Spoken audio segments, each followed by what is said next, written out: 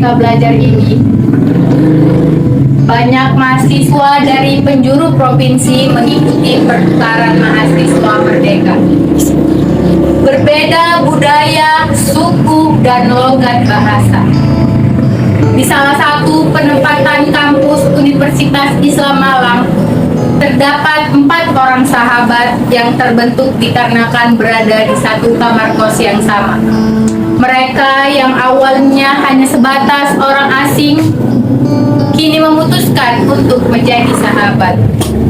Tapi, apakah mereka bisa mempertahankan persahabatannya? Siang hari yang panas di mana waktunya untuk makan siang, Rani dan Adija memasuki warung Bu Sumi, si penjual ayam penyet dengan daster andalannya.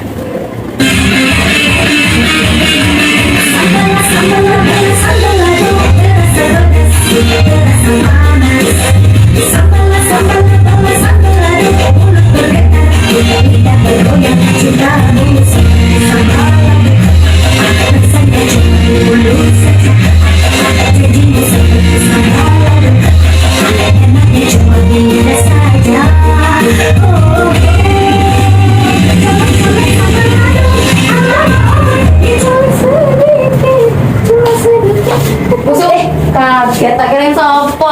Busum, MPD-nya 2 ya. Minumnya apa, Mbak? Oh, apa kan? Teh manis dingin aja, Busum. Ya udah samain aja deh, Busum. Iya, Mbak. Ih, capean. Capek juga.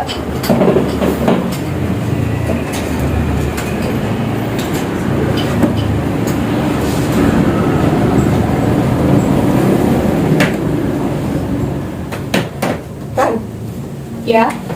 Kau tau gak? Dari tadi pagi itu muka aku udah berubah loh. Kenapa gitu? Rambut yang rontok di kamar mandi itu punya siapa lagi? Yang buat sumber itu, kan yang sapu lagi membersihkannya. Tadi pagi aku memang mandi duluan, tapi nggak ada keramas sih. Aku tahu, yang mandi pertama sebelum kita tuh sebulan. Aku tengok, dia juga harus keramas. Siapa lagi coba? Mungkin dia lupa membersihkannya kali ya. Tapi ini sering kali deh kayak gitu kan. Nggak sekali. Silakan. Nah, loh, hari ini kok cuma berdua? Biasanya rame. Iya, Busum, si Fitri sama si Jihan lagi ada kelas. Ini kelas di mana? Asli, Busum. Nah, nanti aja. Mereka menikmati makanan dengan diam. Bagaimana lagi, Rani bukanlah orang yang banyak berbicara seperti Adija. Sampai akhirnya Jihan dan Fitri duduk di kursi sebelah mereka. Weh, kamu kok nggak nungguin kami sih? Biasanya nunggu di depan kelas. Apa? Udah, kalian pesen aja dulu sama Busum. Aku aja nih, kan? Samain ya? Iya, samain aja. Busum. Yang punya 2 ya, Busum. Oke, Mbak. Fitri kembali duduk di kursi sebelumnya, kursi panjang sejajar dengan Adija, Rani, dan Jihan. Mereka hanya diam saja sambil memainkan ponsel menunggu pesanan selesai. Dikarenakan lanjutan kelas, Jihan dan Fitri pergi dahulu untuk mengikuti kelas. Tinggallah Adija dan Rani yang ada di kantin. Mereka pun melanjutkan obrolannya.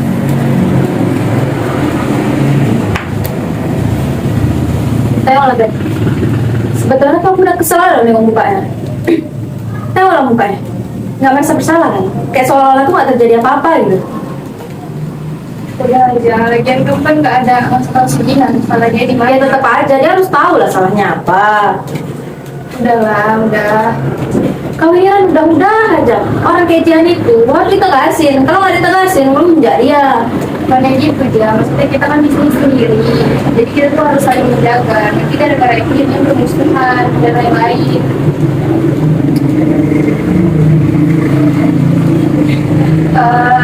Aku ada pendapat. Gimana kalau kita ceritain aja sama si Fitri? Karena kan yang aku tahu Fitri itu tinggalnya dulu di tempatnya Jihan. Jadi orang itu tuh sama daerah asalnya. Jadi orang tahu si Fitri itu tahu kalau si Jihan itu memang kayak gitu karakternya. Gimana? Ya udah, oke lah. Demi menyelesaikan perselisihan yang terjadi di antara mereka, Rani menyarankan kepada Ajija untuk membicarakan keluh kesahnya kepada Fitri yang notabene adalah teman satu kampus dengan Jihan sebelum pertukaran. Mereka membicarakan perselisihan yang terjadi selama beberapa hari tanpa Jihan di kantin.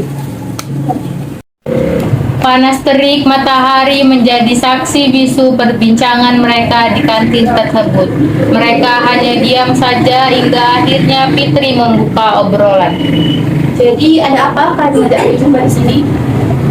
Jadi gini loh, Bir. Itu ada sedikit kekesalan kepada Nggak sedikit nih, banyak. ya dia lagi kesel sama si Jihan. Loh, ada apa dengan si Jihan? Kawan gue loh, Fit. Kebiasaan buruknya tuh banyak lah loh.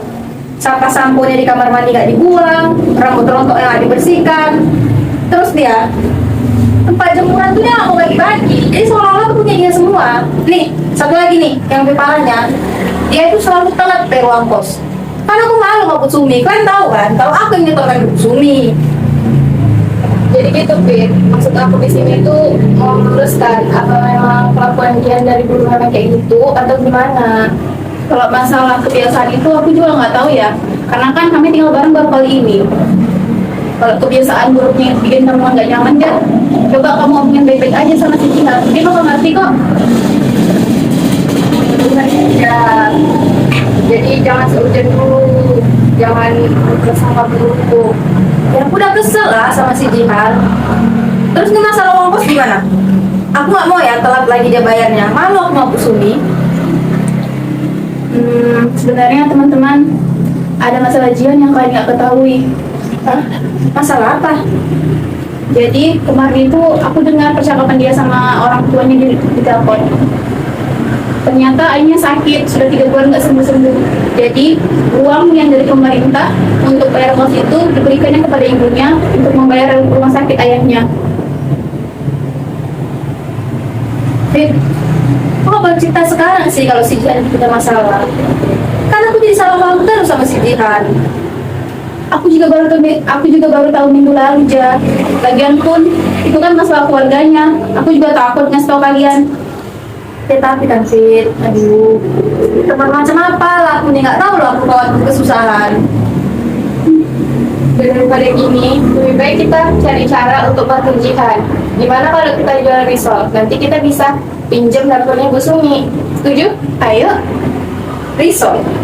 Tenang, kalau urusan buat risol, aku jualannya. Risol buatan itu udah pasti enak.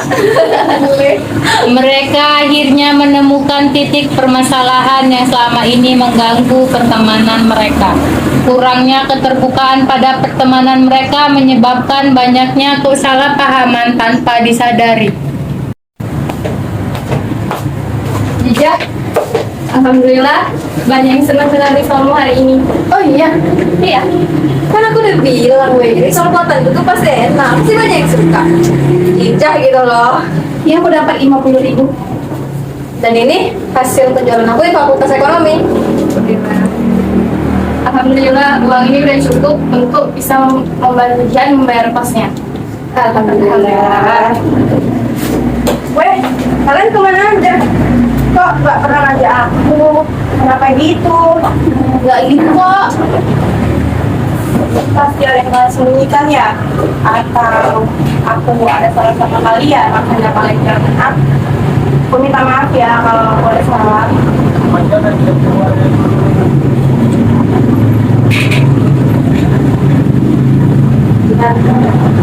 Sebenarnya kekesalan aku sama kamu banyak lagi. Dari mulai sapu di kamar mandi sampah yang nggak aku buang, rambut rontok kau tuh nggak aku bersihkan, kau nggak bagi-bagi tempat jemuran, dan yang paling parahnya lagi Jihan. Kenapa lah kau tuh nggak cerita kalau ketemu masalah? Salah apa? Ayah kamu. Oh, jadi kalian udah tahu tentang semuanya ya? Aku hanya nggak mau membebani kalian. Ini kan urusan keluarga aku. Biarkan aja aku yang menghadapinya sendiri. Jihan, kita ini teman. Seharusnya kalau kamu punya masalah, kamu cerita sama kami.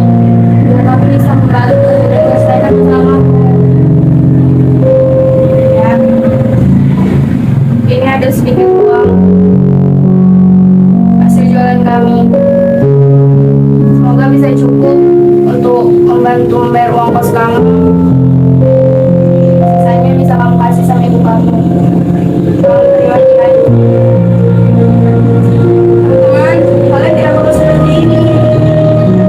Aku minta maaf kalau banyak merepotkan kalian. Dan uang ini aku sangat berterima kasih. Semoga uangnya bermanfaat. Aku juga minta maaf ya. Soalnya dari kemarin aku banyak salah paham sama kamu, Jihan. Aku sering marah sama kamu. Iya, gak apa-apa.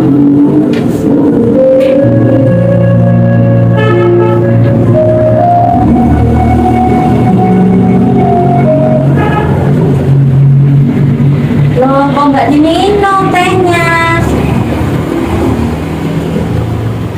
Ibu kalau ngeliat kalian ini keinget masa zaman muda ibu dulu. Wisnu, makasih ya. Selama ini udah minjemin kamera pun untuk jualan Rizal. Nggak apa-apa, justru ibu senang bisa bantu kalian. Mbak Jihan jangan sedih lagi. Harusnya senang punya teman kayak Mbak Fitri, Mbak Rani, Mbak Jija. Ya Bu, makasih ya Bu. Loh. Mbak Jija kok nangis? Gimana Bu? Buka perasaan sih Bu. Wes, menang.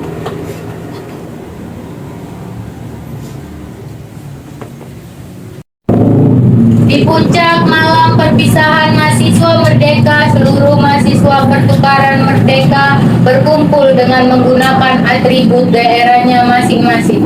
Jihan ditunjuk MC sebagai pembaca puisi.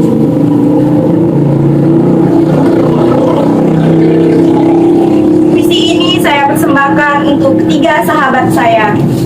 Terima kasih untuk segalanya. Pertukaran pelajar ini menjadi bermakna selamanya. Di sini saya akan membaca puisi yang berjudul Kertas Berkas. Perselisihan pasti ada, perbedaan pasti ada. Semua terjadi karena kita sahabat, saling membantu dan saling membutuhkan. Ingatkah tentang kertas bekas? Kertas bekas di bawah mejaku berisikan kenangan indah bersamamu. Sahabatku, sahabat terbaikku. Terima kasih. Kadangkala banyak hal yang terjadi di diri kita tanpa kita sadari. Ada beberapa keajaiban kecil yang menghampiri. Kita tidak pernah tahu dari mana keajaiban itu datang. Dan dari penampilan ini kita mengerti bahwa keajaiban itu bisa datang dari orang-orang yang sebelumnya tidak pernah memasuki part kehidupan kita.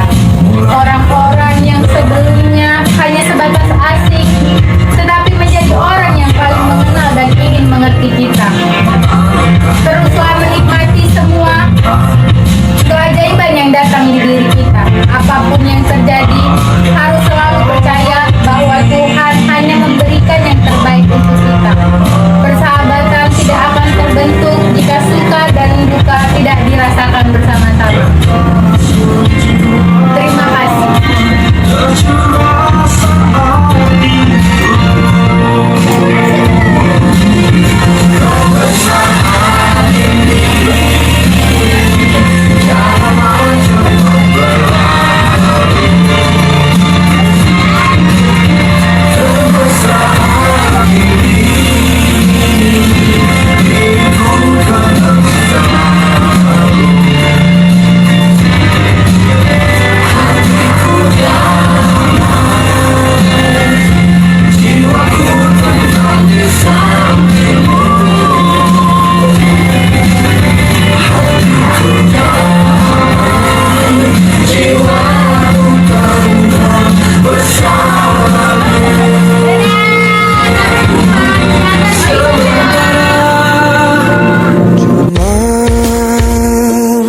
Terbang bermain di derunya air.